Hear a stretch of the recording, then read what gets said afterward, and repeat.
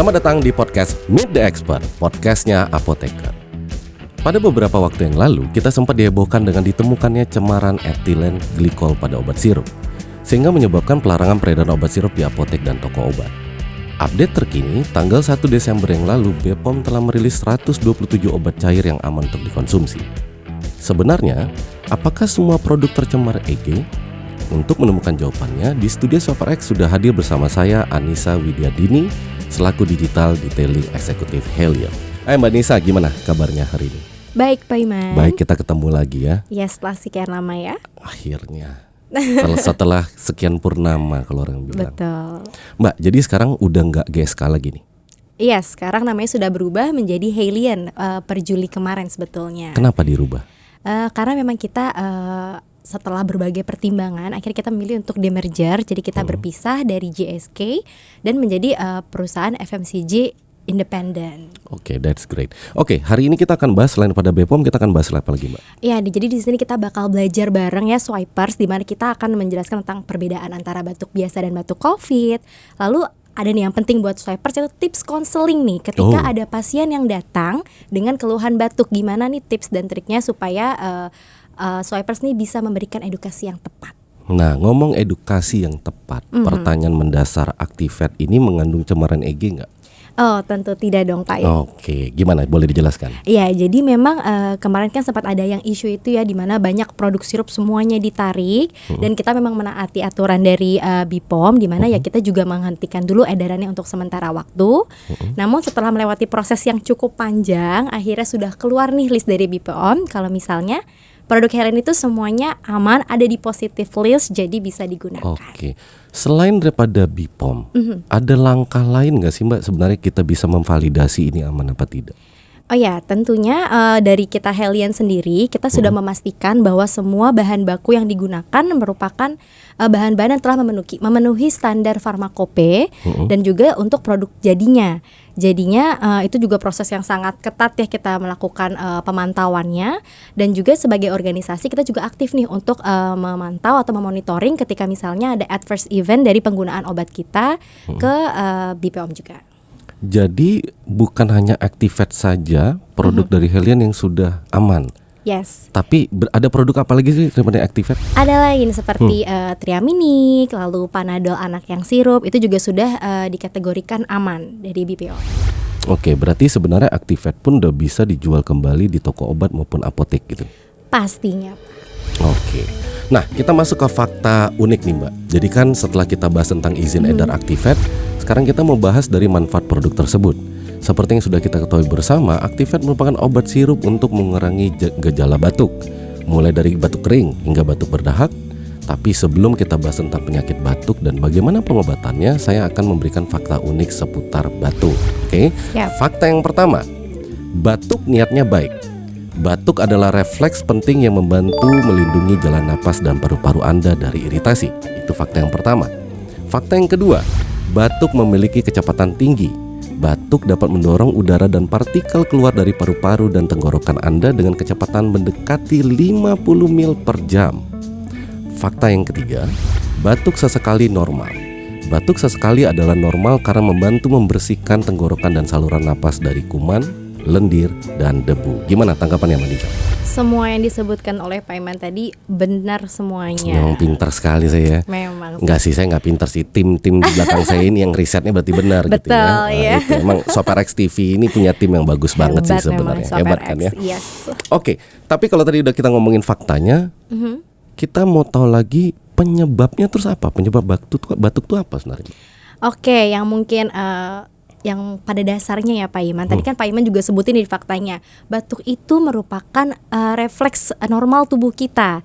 Nah, jadi memang pada dasarnya ketika ada partikel asing masuk ke dalam tubuh kita, ke sistem pernafasan kita, pasti refleks dari tubuh kita adalah batuk. Sama aja kayak misalnya Bapak minum nih, terus nggak sengaja nih minum air putih air putih aja. Oke, iya. Saya nggak biasa yang lain-lain semua. Oh waduh, misalnya minum air putih diajak ngomong atau ada yang lucu-lucu ketawa gitu kan, jadi kan pasti tersedak refleks kita batuk kan. Nah itu emang refleks normal dari tubuh kita. Nah tapi selain itu batuk tuh juga bisa disebabkan karena misalnya ada infeksi virus dan bakteri.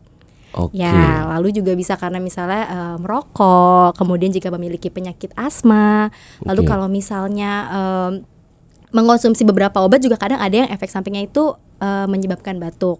Dan ada beberapa kondisi lain, misalnya jika punya penyakit MAH itu bisa menyebabkan batuk nantinya. Penyakit MAH bisa menyebabkan batuk? Iya, karena ketika asam lambung naik, nah itu dia akan merangsang si trakea yang di sistem pernafasan kita jadi kayak gatel, refleksnya tuh batuk. Makanya gitu. jadi batuk. Betul. Tapi jenis batuk itu sebenarnya banyak nggak sih, Mbak? Sebenarnya kalau mudahnya tuh jenis batuk bisa kita bagikan jadi dua nih Pak Iman. Di Dua, mana oke. ada batuk berdahak sama batuk kering. Ini udah gampang banget dari namanya pasti udah Oke. ketahuan nih. Kalau Oke. batuk berdahak artinya kan dia ada produksi lendir tuh di dalam misalnya di dalam tenggorokan kita tuh ada lendirnya. Sedangkan kalau batuk kering itu nggak ada lendirnya dan kadang tuh emang kerasa perih dan gatal di tenggorokan kita. Lebih ke situnya sih Pak. Jadi secara dua grup besar lah ya, Secara kering dua grup besar. dan Berdahak. berdahak.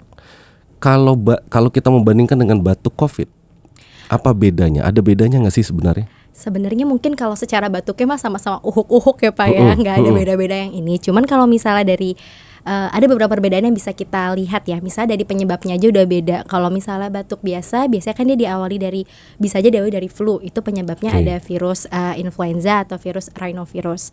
Sedangkan kalau misalnya COVID-19 yang kita tahu penyebabnya virus corona. Dan lama waktu hingga akhirnya terjadi batuk itu biasanya kalau batuk biasa tuh bisa di sekitar 1-3 hari. Oke. Ya, sedangkan kalau untuk batuk yang disebabkan oleh COVID itu biasa terjadi 2-14 hari. Wow. Ya, Baru dia hilang batuknya. itu pun belum tentu hilang maksudnya. Belum tentu hilang juga. Belum tentu hilang Terus juga. gimana kalau misalnya kayak ada orang yang batuknya tuh menaun, pokoknya lama banget. Itu batuk kategori apa lagi tuh? Sebenarnya tuh emang ada sih kategori namanya kayak batuk kronis gitu Pak, di mana dia memang tidak kunjung sembuh. Namun jika memang harusnya sih ya dari kita sendiri sudah sadar ketika batuk itu tidak sembuh dalam rentang waktu 7-10 hari atau sudah hitungannya minggu, itu tanda banget bahwa swipers atau misalnya teman-teman di rumah perlu mencari pertolongan medis. Apalagi kalau Oke. misalnya ada gejala lain, misalnya kesulitan menelan, dada langsung sesak. Nah itu udah pertanda banget kalau kita harus segera ke dokter dan minta untuk dicek gitu. Oke, kalau saya lagi batuk nih, apa aja yang mesti saya hindari? Nah biasanya nih yang paling yang harus kita hindari seperti biasa nih, makanan dan minuman yang menyebabkan batuk. Nah itu apa sih? Ya misalnya nih kayak keripik, Oke. gorengan. Karena berminyak itu. Betul, karena Oke. minyaknya itu. Terus makan makanan pedas. Oke. Lalu makanan cepat saji, minuman yang mengandung kafein, sama makanan-makanan mungkin kalau misalnya batuknya karena alergi, nah hindari makanan yang bisa memicu alerginya tersebut. Oke. Sama kalau misalnya yang lain nih selain hindari makanan dan minuman, swipers bisa melakukan kalau misalnya merokok, hentikan dulu rokoknya. Terus habis Oke. itu kalau untuk yang punya penyakit lambung, nggak harus penyakit lambung juga sih Pak. Maksudnya jangan banyak-banyak makan. Karena kalau kita banyak makan sebelum tidur, lagi-lagi asam lambungnya nanti kan bisa naik, nanti malah batuk-batuk gitu. Terus cara meredakannya gimana dong?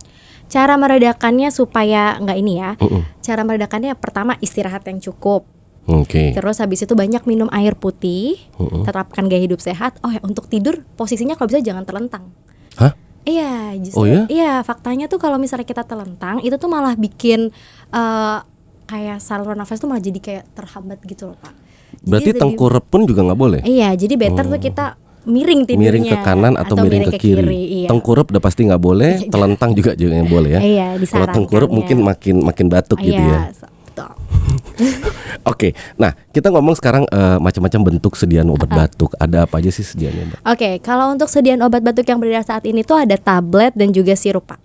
Cuman dua aja ya, Yes. tablet sama sirup. Betul. Kemudian kalau ini tergantung terhadap jenis batuk nggak? Misalnya kalau batuk kering itu pakai yang sirup atau pakai yang tablet. Ada seperti itu atau nggak ada? Enggak sih, sebetulnya kalau dari bentuk sediaannya itu tidak mempengaruhi karena bentuk sediaan itu lebih ke preferensi dari setiap orang. Kan ada yang lebih nyaman minumnya tablet, tapi ada yang kok kalau tablet tuh saya susah nelennya, jadi lebih baik minum yang sirup. Karena yang terpenting dari obat batuk itu adalah bahan aktif di dalamnya, bukan bentuk sediaannya seperti apa. Oh, bahan aktif di dalamnya. Betul. Tapi kalau di Mbak sendiri ini yang pil sama tablet ya, tablet Iya. atau sirup sama bahannya? Sama, kurang lebih sama. Sama aja. Iya, Terus bahan kalau aktifnya. misalnya kayak ada orang pernah bilang batuk gatel atau gatal gitu disertai gatal, itu beda lagi nggak sih sama berdahak sama kering? Enggak sih, sebetulnya batuk gatal itu kan kayak Sugesti? Hah? Atau gimana? kayak lebih ke kalau kering mungkin lebih dirasakan kalau dia batuknya kering ya. Kalau batuk kering kan itu tenggorokannya tidak Iya, terlumasi. Dimana betul. seharusnya tuh tenggorokan kita tuh emang ada lendirnya memang pada dasarnya, tapi jumlahnya memang tidak banyak untuk melumasi tenggorokan kita. Nah kalau batuk kering, nah itu kan berarti harusnya lendir ada di situ, dia jadi nggak ada. Jadinya kan kayak Benar. gatel Kurang pelumasnya gitu. kan. Betul, Kurang pelumas. Gimana cara kerja obat batuk sirup itu sebenarnya, Mbak? Nah, kalau untuk cara kerja obat sirup, nah itu kita bisa bedakan dari jenisnya yang batuk kering atau dia batuk berdahak. Karena untuk setiap jenis batuk ini obatnya pun berbeda. Jadi gini, kalau batuk kering itu kan kita mau dipakai buat batuk tuh sakit banget kan, Pak. Betul. Perih banget. Nah, justru kita harus minum obat yang kerjanya itu adalah menahan supaya kita nggak batuk-batuk. Oke. Nah, jadi kita perlu namanya antitusif yang dia memang berfungsi untuk mengurangi refleks batuk dengan cara menekan sinyal batuk yang ada di otak kita. Oke. Nah itu untuk batuk kering. Kalau untuk batuk berdahak, justru kan ngumpul nih, lendirnya nih ngumpul di tenggorokan Justru harus kita. dikeluarin. Justru kita harus keluarin, justru kita harus picu untuk batuk. Sehingga makanya di situ adalah peran dari si ekspektoran, cara kerjanya di mana kita akan meningkatkan volume dan juga kandungan air dari sekresi tenggorokannya sehingga memang dia jadi keluar tuh, dipaksa untuk keluar si lendirnya Oke. itu. Berarti sebentar, kayaknya saya pernah salah deh. Saya batuk kering yang harusnya ditekan atau diredam, saya minumnya obat batuk yang untuk berdahak. Jadi batuk kering harusnya diredam malah dikeluarin, malah tambah sakit. Iya. Nah, itu yang masih emang kebanyakan orang Indonesia masih suka salah di situ, Pak. Karena mikirnya oh ya udah awalnya batuk kering ya udah beli aja satu obat batuk. Nah, Tanpa terus dia tahu nih ya. sebenarnya dia kering apa berdahak tuh seiring berjalannya waktu, batuk keringnya dia berubah jadi batuk berdahak. Tapi dia tetap minum obat yang buat batuk kering. Kan gak nyambung, Pak, gitu. Oke, jadi harusnya dirubah juga sesuai. Sesuai Oke, dengan oke. yes, betul. Gimana kalau misalnya obat batuk berwarna tuh apa? Sebenarnya kalau istilah anak zaman sekarang ya Pak, warna itu tuh hanya buat estetikanya aja. Jadi itu dalam kandungannya itu hanya adjuvan atau penambah aja. Dia nggak akan memberikan, oh kalau warnanya ungu dia pasti jadi lebih efektif. Enggak ya? Enggak sama sekali. Jadi itu cuman memperindah dan mempercantik aja kali ya Pak, preferensi. Biasanya warna apa aja sih Mbak kalau obat batuk? Yang saya tahu cuman hitam, ada merah kemerahan ada. Emang ungu ada? Enggak ada, itu saya kan contoh aja Oh, Pak. oke. Orange ada ya? Orange ada, kan? orange ada. Putih yang nggak ada ya? Iya itu belum ada sih. Itu susu ya jadinya kalau putih ya. Betul. Oke, kalau orang yang punya sakit diabetes, bisa nggak minum obat ini? Bisa, tapi yang perlu diperhatikan bahwa di dalam obat obat batuk itu kan pasti ada kandungan gulanya itu ya Pak. Nah perlu diperhatikan dan mungkin perlu sebaiknya dikonsultasikan nih ke dokter apakah kandungan gulanya itu masih aman untuk dikonsumsi oleh pasien tersebut karena kan setiap orang pasti beda-beda ya Pak ininya. Betul. Nah ini pertanyaan sejuta umat saya yakin. Kenapa obat batuk tuh bikin kantuk sih? Apa memang ada obat tidurnya atau sebenarnya obat batuk itu ya lu tidur gitu loh? Ya, benar yang terakhir sih Pak. Jadi kan Oke. di kandungan obat batuk itu ada yang namanya antihistamin, di mana senyawa tersebut itu memang bisa menyebabkan rasa kantuk karena dia akan menekan kerja di sistem saraf pusat otak. Intinya sih, karena lagi batuk itu kan tadi salah satu cara yang bisa kita lakukan adalah dengan banyak istirahat. Betul. Nah, kalau kita lagi batuk-batuk tapi kita masih asik nonton bola, misalnya masih main asik scroll handphone, itu kan nggak jadi istirahat kan Pak. Betul. Jadi emang dengan minum ini diharapkan kita tidur dan istirahat sehingga tubuh kita nih bisa meningkatkan imunnya dan bekerja untuk melawan si infeksi tersebut. Oke, terakhir, Iya. lebih efektif mana sebenarnya obat batuk sirup atau tablet? Balik yang tadi sih Pak, kalau untuk efektivitas sih kalau misalnya berdasarkan penelitian sih sama efektifnya mereka karena itu hanya bentuk sediaannya aja gitu. Oke, nah Mbak Nisa, setelah kita tadi bahas tentang penyakit batuk dan obat sirup sebagai terapinya, mungkin Mbak Nisa bisa memberikan tips konseling untuk para apoteker sehingga mereka bisa melayani pasien dengan keluhan batuk yang datang ke apotek. Iya. Silakan Mbak Nisa. Boleh banget Pak Iman. Jadi mohon bantuannya nih kepada para swipers di apotek. Jika ada pasien yang datang ke apotek swipers, ketahui dulu gejalanya apa yang dirasakan sama pasien. Karena perlu diingat, beda gejala, beda perawatannya. Ya, jadi dari Swipers pun juga harus bantu nih untuk edukasi ke pasien kalau misalnya setiap jenis batuk itu obatnya beda. Kalau tadinya dia batuk kering terus seiring berjalannya waktu berubah jadi batuk berdahak, ya obatnya harus diganti dari yang tadinya khusus untuk batuk kering diganti ke obat batuk berdahak. Jangan karena kayak kan sayang satu aja bisa kok buat nyembuhin, nggak gitu konsepnya, karena balik lagi beda gejala, beda perawatannya. Gitu sih Pak paling Pak. Oke, terus gimana cara memilih obat batuk sesuai fasenya? Mungkin boleh dikasih tips ya ke teman-teman kita. Boleh, jadi mungkin gini Pak, faktanya nih ya, ternyata dari mulai kita pilek sampai dengan kita batuk itu tuh dibutuhkan waktu kurang lebih 21 hari tuh Pak. Dimana dari stase pertama itu biasanya emang orang tuh mulai ngerasa kayaknya nggak enak nih, terus kayak hidung mulai gatel, mulai berair. Nah kebanyakan orang Indonesia ketika dia udah merasakan gejala itu masih didiemin aja, biasanya cenderung untuk minum teh manis anget atau minum kayak herbal. Padahal sebetulnya dari tahap awal itu aja sudah bisa kita berikan obat memang untuk khusus pilek. Oke. Nah terus seiring berjalannya waktu nih biasanya mulai nih badannya mulai kerasa greges, nggak enak, pengennya di kasur aja. Nah itu mungkin biasanya perlu udah mulai agak demam gimana. Nah itu biasanya emang perlu dikombinasikan sama paracetamol itu Pak. Dan yang terakhir biasanya udah nih abis melewati fase itu, masuk ke hari 11 sampai ke hari 21, dia biasanya tuh mulai kayak batuk-batuknya. Kalau dia batuk kering, baru deh tuh kita harus kasih obat yang memang khusus untuk batuk kering. Sedangkan jika misalnya dia batuknya berdahak, ya kita berikan untuk obat batuk berdahak gitu sih Pak. Nah ini thank you banget nih tipsnya, karena pasti Swiper sama teman-teman apoteker maupun TTK pasti jadi bisa lebih paham dan bisa menjelaskan lagi. Nah sekarang saya mau bahas lebih dalam lagi tentang Activate. Jadi golongan obat Activate ini apa Mbak? Activate ini masuk ke golongan dot biru, tapi masih bisa dibeli bebas tanpa resep dokter. Komposisinya? Untuk komposisinya seluruh varian dari Activate ini memiliki kandungan tripolidin HCl dan juga pseudoephedrine HCl. Tapi untuk Activate merah dia ada tambahan dextromethorphan HBr, dan untuk Activate hijau dia ada kandungan guaipenesinnya. Gitu, Pak. Jadi dia ada 3 varian. Yes, ada 3 varian Pak. Ada merah, ada hijau, sama ada kuning. Ada kuning. Tapi yang hijau warnanya nggak hijau ya Pak. Iya benar. Nah cara pakai gimana? Kalau setiap batuk langsung minum atau gimana? Oh enggak, dosisnya tuh sehari cuma boleh 3 kali aja. Kalau misalnya untuk dewasa dan anak-anak di atas usia 12 tahun, dia cukup 1 sendok takar sekitar 5 mili itu dikonsumsi 3 kali sehari. Namun jika anak-anak usia 6 sampai 12 tahun itu cukup setengah sendok takar atau 2,5 mili 3 kali sehari juga, dan tidak dianjurkan untuk digunakan pada anak-anak. Nah 1 botol ini saya habisin boleh?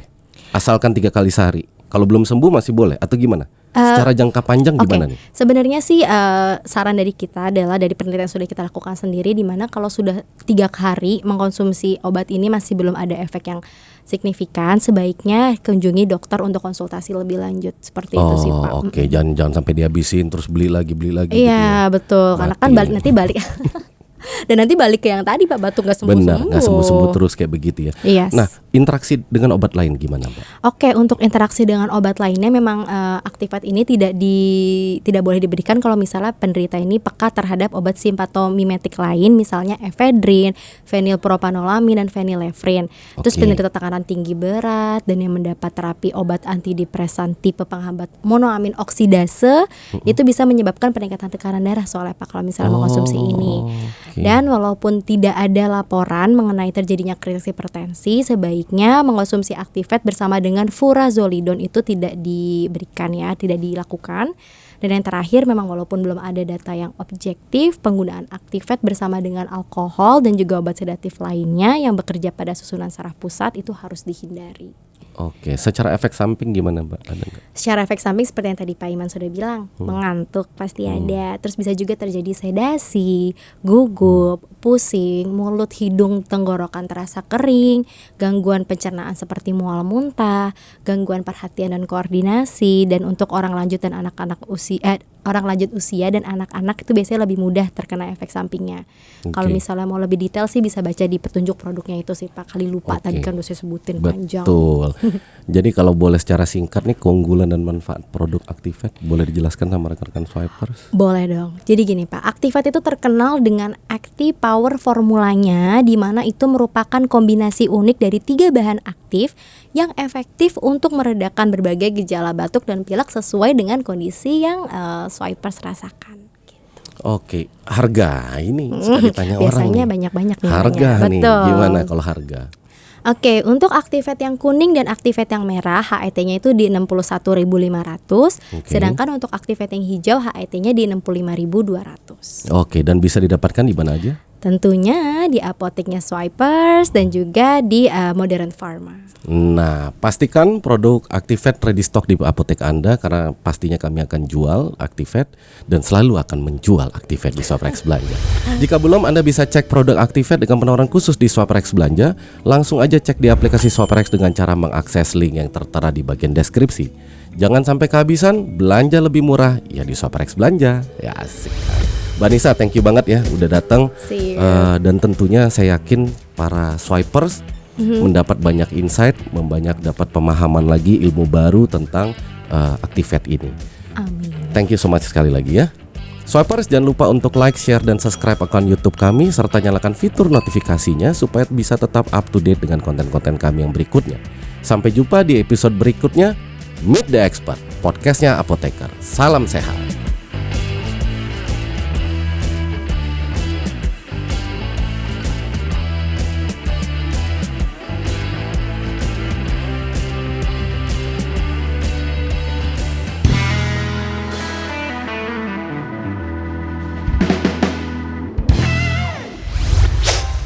Swipe or X.